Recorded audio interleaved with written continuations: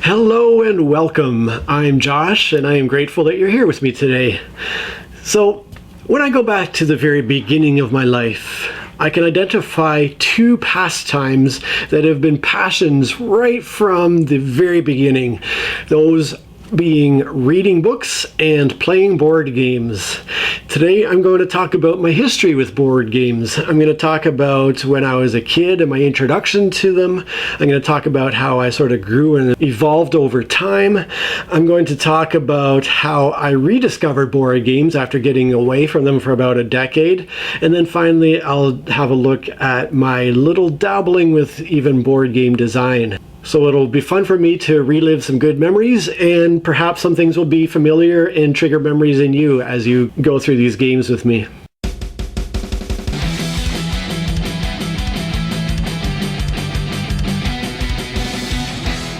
One thing you can count on working for even the very youngest kids are simple dexterity games. So when I go back to the very beginnings of my board gaming experience, I can definitely think of several games that are based around dexterity or doing stuff as opposed to having to think through strategies. So some that come to mind include the wonderfully named Tiddlywinks, where you're trying to hop little pieces into a cup. There was a game called Pick Up Sticks, where you had to pick up sticks without jostling or moving around the other ones. There was definitely a phase where we were heavily into playing marbles. And then there's the Canadian classic Crokinole, the game of flicking discs trying to score points on a wooden play setting. The best one of all, though, was a game called Crossbows and Catapults, where you could build this castle using plastic blocks and you had to protect a tower, and then you were firing these plastic discs at the other player's castle using either the crossbow or the catapults to fire discs through the air. That was definitely a big favorite in the early years. From there, it was also easy to jump into other games that mostly required rolling dice and moving pawns around a board that really didn't require much other than simple counting. Those included games like Mousetrap, that had that wonderful gimmick of the trap falling down over top of the mouse.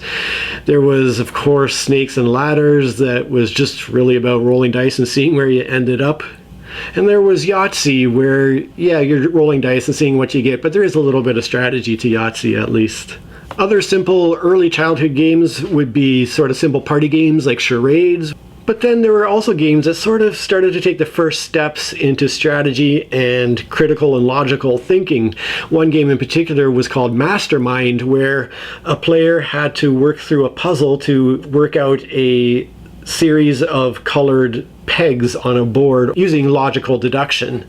But the earliest memory I have of playing really a kind of a full-on board game that was more than just rolling a die was a game called Fantasy Forest. And it was a card-based game where you used cards to race through a map, try to get to the end of the map the quickest. Along the way, you had to face monsters, maybe fight them in order to get shortcuts in the race. But it was definitely a very straightforward, simple game. I want to pause on Fantasy Forest for a sec, though, and talk about it. I've mentioned its history in a past video at some point, but it really is interesting to me.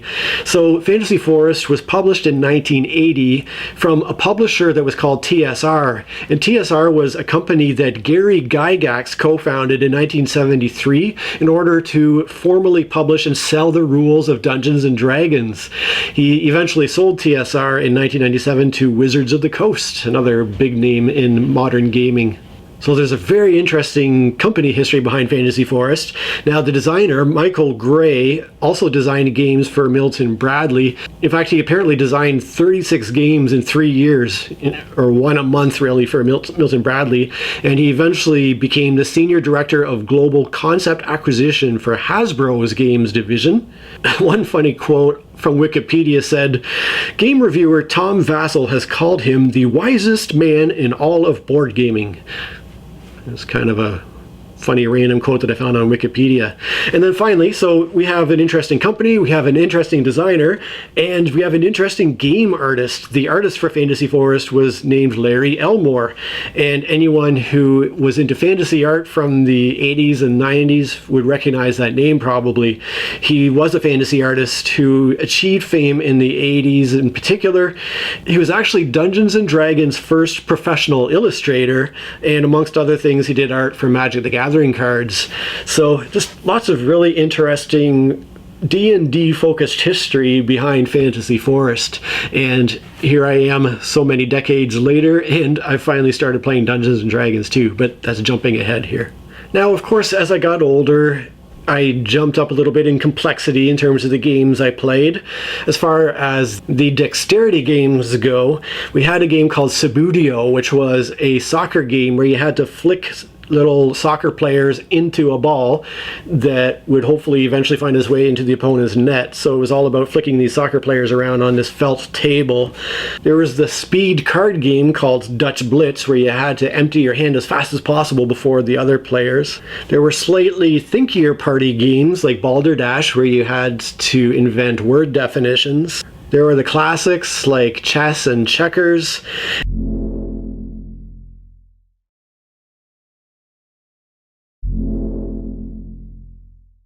And my parents even, it's funny looking back, but they taught us how to play poker, and we learned several variations of poker, and we would sit around the table with our plastic poker chips and play games of poker as a family. And then there was the strategy stuff, in particular a game called Stratego that had hidden units where each army only faced the player that was playing that army, and they weren't revealed until a conflict happened with another piece. So a lot of secret movement. Speaking of secrecy and deduction, Clue was also a big favorite with me.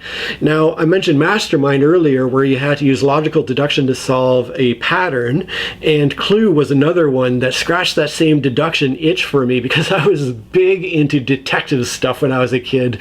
I read all the Hardy Boys books, I read all the Sherlock Holmes stories, pretty much anything I could find related to detectives or private investigators. I just devoured that stuff. So playing games like Mastermind and Clue really sparked that interest for me, and would later, many years down the road, get me to fall completely in love with a game called Mr. Jack, which is very much the same deduction-based thinking. And then, of course, as I got continually older, the complexity of the games increased more and more. Another thing I was really into as a kid was military aviation, particularly First and Second World War aviation. I read tons and tons of books that were either biographies or autobiographies of these flying aces, and the whole aviation world really fascinated me. So I had a game called Screaming Eagles that was about more modern aerial combat, but one of my favorites was a game called Battle of Britain that was also published by TSR, this one in 1990. And it was a great simulation of a battle that fascinated me because of my interest in aviation. Two of my favorite historical battles that I love to read about were the Battle of Britain and the Battle of Midway. So that one was definitely a favorite with me. Speaking of which, my father was really big into the Hex Encounter war games. He was one of these old grognards, or grognards, or however you pronounce that word, who played these huge, ponderous war games. And so he taught us how to play some of the simpler ones. There was a game called Midway that was a Hex Encounter based game that I remember playing. We also played the old classic Kingmaker as well, that was based on the English War of the Roses. There was Mosby's Raiders, which was a game that was designed to be purely a solo game, and it was sort of a hex encounter type of game, but it was a very, very simple solo game where you played as a Confederate band of soldiers during the American Civil War, and I do remember playing that game on my own. And so this was a game from 1985 that was designed to be just a solo experience. So if you think that solo gaming is strictly a modern phenomenon, no, this game goes all the way back to 85. And speaking of Mastermind and Clue and these deduction games, there was Scotland Yard, which was the first one versus all game that I ever played, and that is a genre that I totally fell in love with. If you've watched my past videos, I talk about Hunt for the Ring and Spectre Ops and other games in this exact genre, Fury of Dracula as well. So Scotland Yard was definitely a big, big favorite. And then there were a couple of other big family games that we played, like Escape from Colditz, where you played as Allied POWs during the Second World War, trying to escape from this prison camp and trying to be the first to get your prisoners home away from the German internment camp. And then there was my big childhood favorite.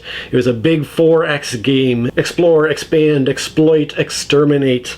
And it was a game that was called Shogun that would later be renamed to Samurai Swords, that would again change names to Yakuza. But it was a huge game of having to build up an army in feudal Japan and send it out against the other Japanese armies and be the victorious player. And interestingly enough, going back to the Fantasy Forest stuff, this game was also designed by Michael Gray. But it was kind of my big childhood favorite game. So pretty much from the ages of near infancy to around about age 17, that was my progression through all of those styles of games. And then when I hit my late teens, around 17, I entered kind of a decade where I got away from gaming. I was obviously getting into college, starting my career, eventually starting a family. And so from the age of 17 to 27, I maybe dabbled a bit in some card games. I remember enjoying euchre at that point in life. But beyond that, I really didn't do much gaming. I just want to take a really quick second here to send out a huge thank you to my Patreon supporters, especially to my higher tier supporters, Joanna and Paul. Thank you so much for your help. The love and support I get from all my Patreons just means more than I can say, so thank you so much. It wasn't until 2003, when I was 27 years old, that spark kind of hit me again. And what triggered it was I was walking in a mall, I was checking out this sort of game and toy shop, and I saw that they had a half-price game of Axis and Allies. Now, I had never played Axis and Allies as a kid, but I had played, obviously, that Shogun game in that same Milton Bradley line, and seeing Axis and Allies on sale at the mall triggered memories of Shogun and how much fun I had with that. And then I thought, you know what? I really kind of want to get a game like that again. And so I went to a different game store that was dedicated just to board games, and the owner showed me this brand new game in 2003 called Attack that was very much along the lines of Axis and Allies, kind of a cross between Risk and Axis and Allies, I suppose. And it was a big 4X game during the Second World War of building up your army and trying to conquer the world.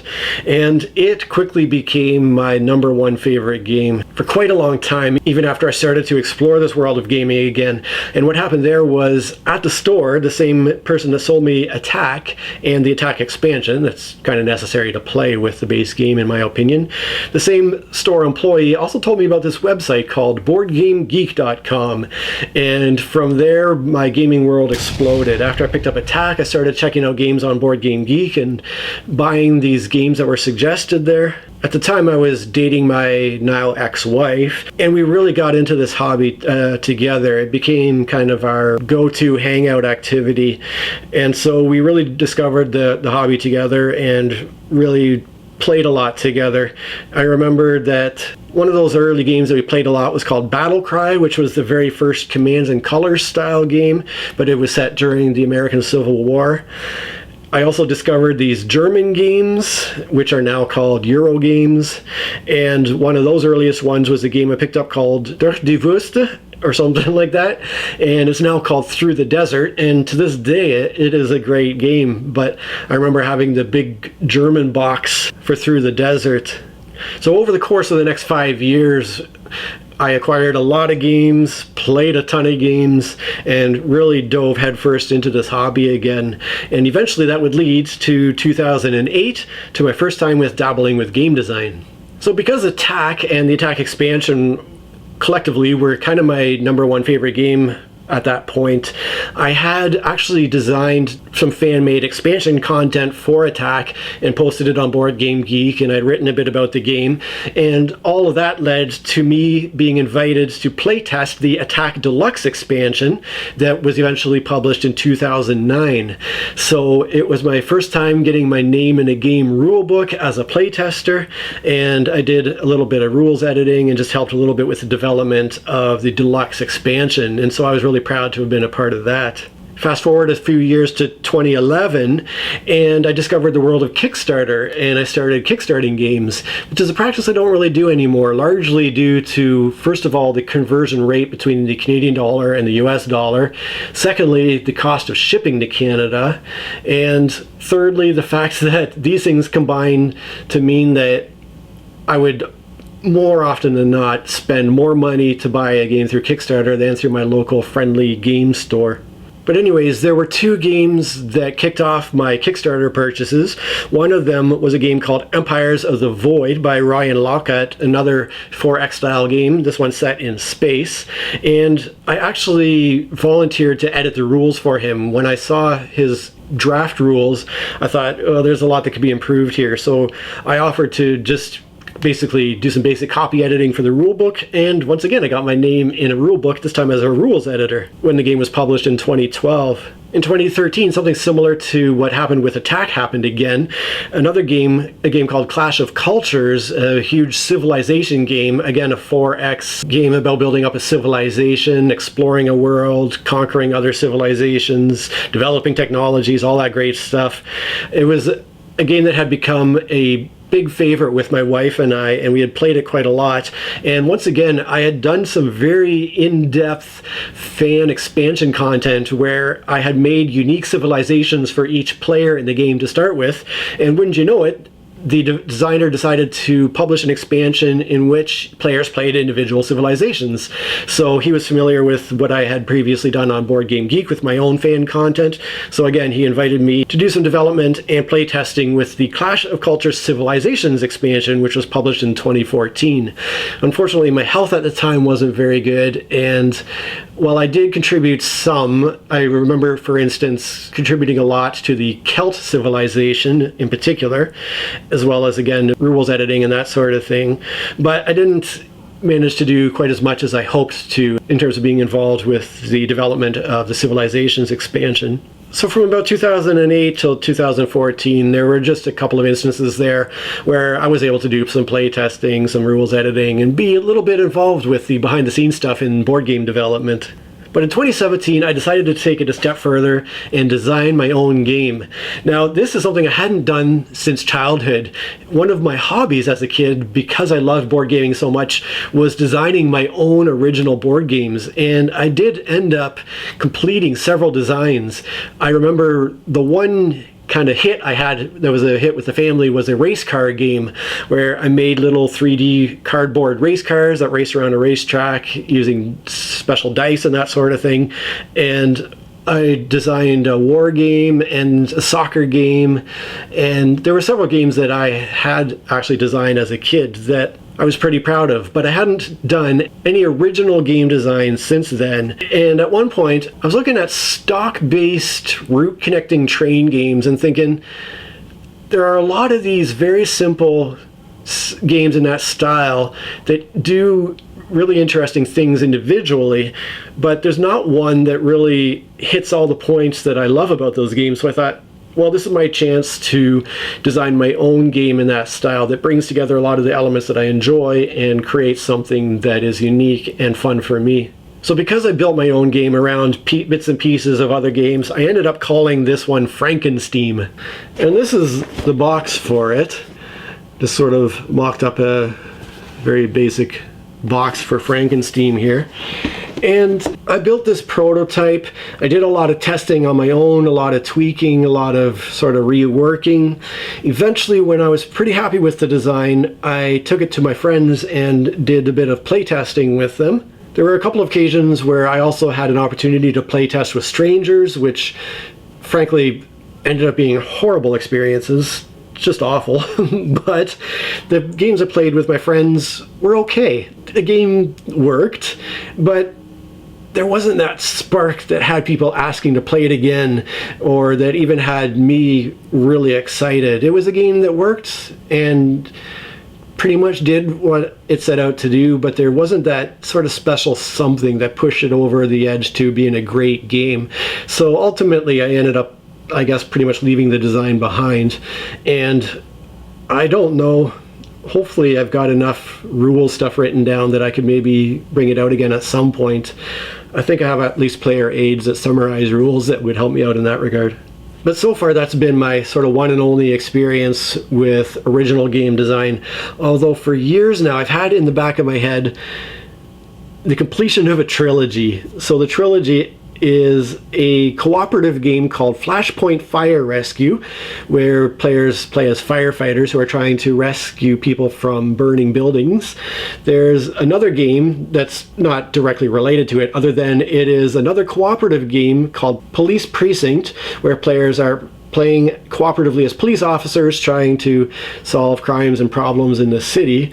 And I thought, what needs to be the third game in that thematically connected trilogy is a paramedic game where you're cooperating as paramedics to go out and treat patients and get them to the hospital and stuff like that. So I've been working in my mind and on paper for years now on this kind of cooperative paramedic game. The thing is, though, I've really been grasping for a core mechanism to tie it all together that I just haven't quite got yet. Now, I was out on a walk this spring and did come up with some interesting thoughts for that, but someday maybe I'll have my cooperative paramedic game finished. I figure as somebody who worked as a paramedic for 16 years, I'm definitely the one to tackle that particular subject matter. So that covers the design side of things. Of course, throughout all this time, I was playing new games by the dozen, over the course of years by the 100, and I was constantly buying and selling game. My collection was constantly rotating over time. And then my hobby died in 2020. My personal life fell to pieces. My wife, who had been my #1 gaming opponent and kind of partner in crime in this hobby from the Rediscovery in 2003, she left, and then along with her I lost my 2 closest friends who are also my gaming friends.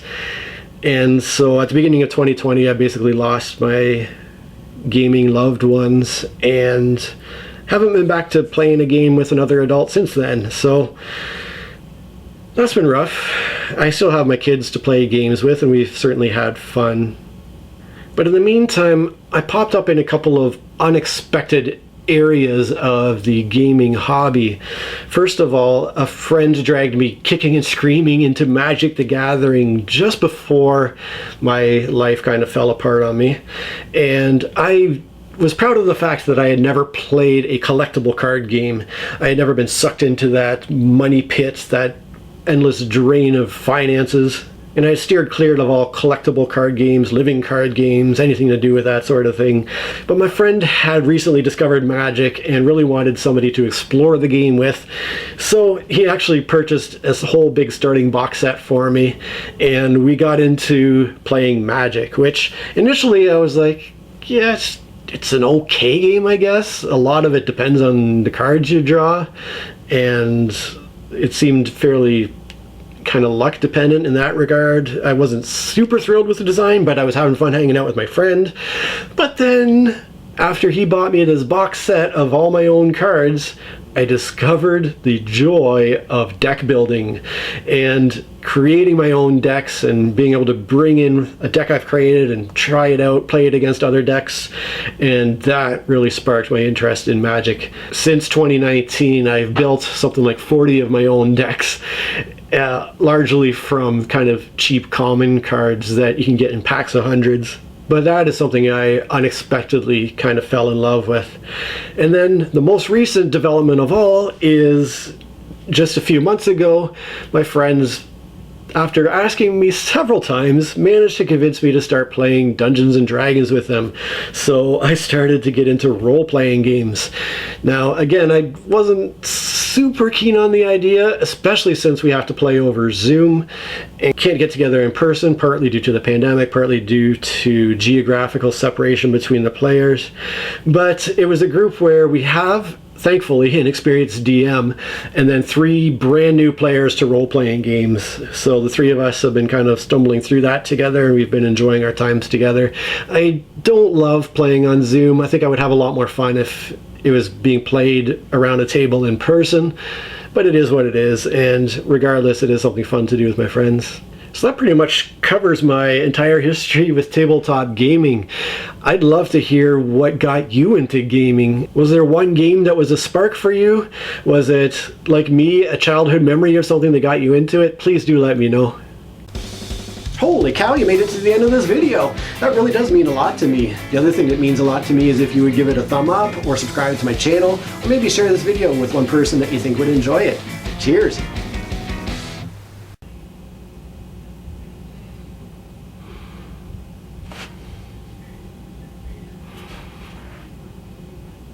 Oh, I'm recording. Evolved over time. I'm going to... From there... The related to detectives, and it allowed you to and so this was a solo game, and so this was a game to